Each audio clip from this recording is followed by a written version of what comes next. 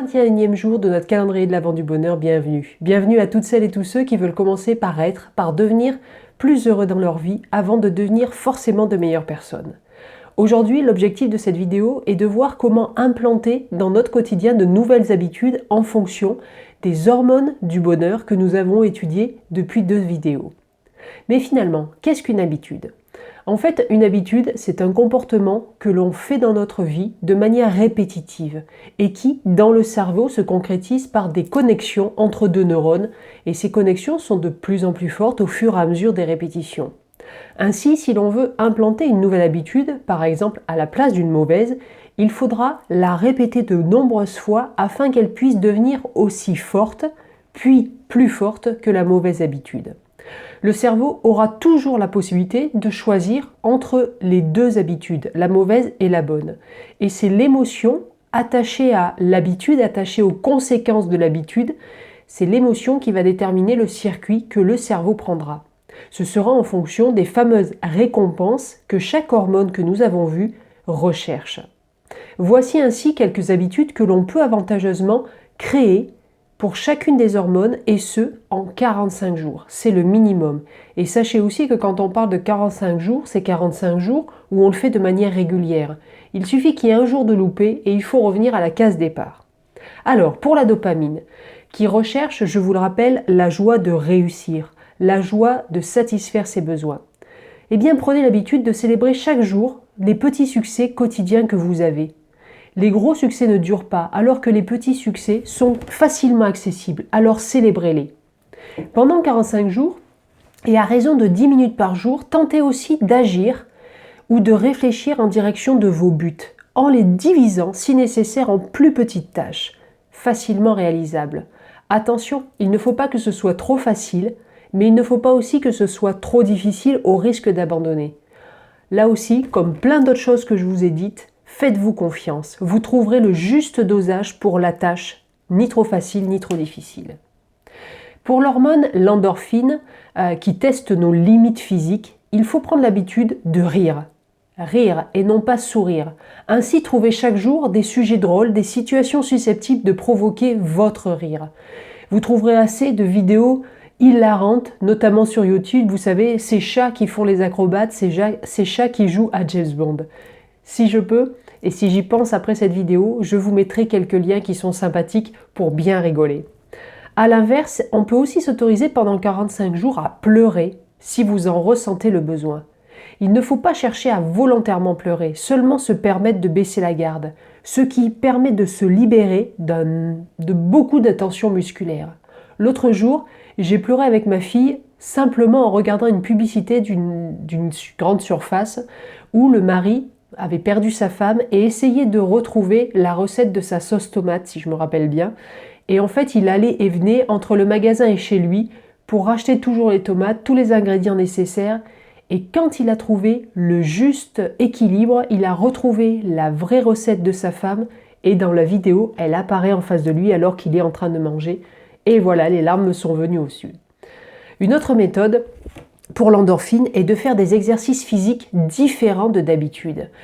Les muscles moins sollicités seront contraints de faire des efforts et l'endorphine suivra, sans avoir l'inconvénient de devoir se dépasser encore et encore au risque de se faire mal, au risque d'avoir des blessures. Pour l'ocytocine, c'est l'hormone qui recherche la sécurité, qui recherche la sensation d'attachement aux autres, à un groupe. Eh bien, vous pouvez prendre l'habitude d'être attentif chaque fois que vous donnez votre confiance à quelqu'un.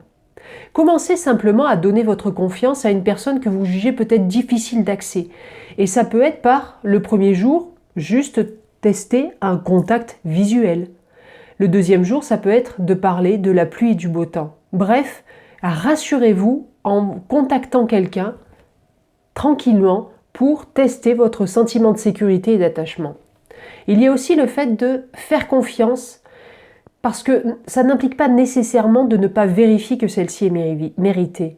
Une confiance aveugle n'est pas nécessaire au tout début. Respectez vos engagements et respecter la parole donnée est primordial, car être quelqu'un de confiance crée aussi de l'ocytocine chez les autres autant que faire confiance aux autres. Enfin, et j'adore celui-là, pour activer l'ocytocine, c'est se faire, et encore mieux, se faire faire des massages même courts. L'ocytocine est enclenchée.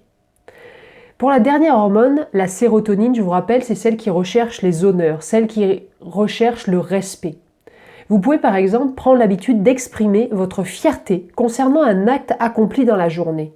Encore mieux, parlez-en à quelqu'un, même si son retour n'est pas un tonitruant génial avec des feux d'artifice et des cotillons. Le fait de partager et de dire « aujourd'hui j'ai fait ça et j'en suis fier » va déclencher la sérotonine et donc la récompense qu'elle cherche, c'est-à-dire les remerciements, se sentir important. Si vous êtes dans une situation qui vous met en position de soumis, eh bien prenez plaisir à voir que quelqu'un d'autre assume les responsabilités, assume la charge des conséquences derrière. Et du coup, lâchez prise et acceptez cette détente de dire « mais là, je n'en ai pas à m'en occuper parce que vous avez plein d'autres choses à vous occuper ». En position de dominant, concentrez-vous uniquement sur le fait qu'on vous fait confiance, sur le fait que ce que vous dites a de l'impact et vous regardez les conséquences et lâchez prise aussi. Enfin, forcez-vous à perdre le contrôle. Pendant 45 jours, faites l'opposé de toutes les procédures de contrôle que vous avez mis en place dans votre vie. Par exemple, laissez tout en désordre si vous êtes un maniaque du rangement. Vous pouvez aussi cuisiner sans suivre la moindre recette si vous êtes un maniaque de la précision. Faites plusieurs journées sans avoir une montre à votre poignet si vous êtes un maniaque de l'heure. Bref, vous avez compris, c'est une technique qui permet d'être détendu dans n'importe quelle situation.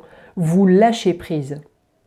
Une fois que vous aurez déterminé quelle hormone, au singulier ou au pluriel, est la plus active chez vous, en sachant qu'elles sont toutes actives chez nous, mais prenez celle qui est la plus dominante et essayez les habitudes qui sont associées à celles que je vous ai dites pendant 45 jours. Et posez-vous la question avant de comment vous êtes et après les 45 jours, qu'est-ce que ça a créé chez vous. Vous allez voir que forcément, vous allez avoir un déclenchement de comportement, d'émotions qui sont différentes. Ça va être des hormones que vous allez déclencher de manière beaucoup plus apaisée et non pas dans le fameux cercle vicieux que nous avons vu dans la vidéo d'hier. En tout cas, c'est ce que je vous souhaite. Personnellement, c'est ce que j'ai vécu et c'est ce que je vis encore. Et j'essaye d'en parler suffisamment autour de moi pour que les gens soient bien conscients que nos hormones du bonheur peuvent aussi être des hormones d'insatisfaction si on se laisse mener par le bout du nez par elles. Mettez ainsi en place ces différentes habitudes ou au moins une par hormone et voyez ce qu'il se passe sans doute en termes de lâcher prise, de détente, de je laisse aller ce qui vient.